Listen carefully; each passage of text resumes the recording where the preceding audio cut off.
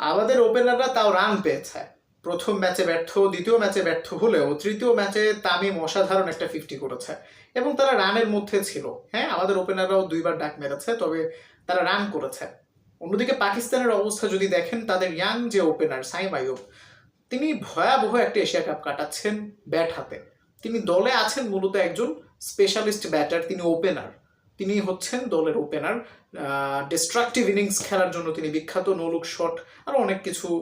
টি-20 ক্রিকেটে তাকে একটা আলাদা পরিচিতি এনে দিয়েছে সাইম আইয়ুব। এই টি-20 এশিয়া কাপের টি-20 ফরম্যাটে তিনি এখনো পর্যন্ত 3টা ম্যাচ খেলেছেন গ্রুপ পর্বে। 3টা ম্যাচেই তিনি ডাক মেরেছেন। প্রথম ম্যাচে 0-1 বলে, দ্বিতীয় ম্যাচেও 0-1 বলে অর্থাৎ ডায়মন্ড ডাক। তৃতীয় ম্যাচে আরব আমিরাতের বিপক্ষে তিনি গোল্ডেন ডাক, হ্যাঁ, তৃতীয় ম্যাচে তিনি সিলভার ডাক মেরেছেন, 2টা বল ফেস করেছেন। তো সবকিছু মিলিয়ে তিনি 4খানা বল ফেস করে 0 রান যোগ করতে পেরেছেন 3 ম্যাচে। কিন্তু তিনি দলে কোনো ইম্প্যাক্ট রাখেননি, এটা আপনাকে বলার কোনো সুযোগ দেননি। তিনি আরব আমিরাতের বিপক্ষে শেষ ম্যাচের আগে প্রথম 2 ম্যাচে 5খানা উইকেট শিকার করেছেন। এর মধ্যে ইন্ডিয়ার এগেনস্টে আমি যদি ভুল না করে থাকি তিনি 3খানা উইকেট পেয়েছেন।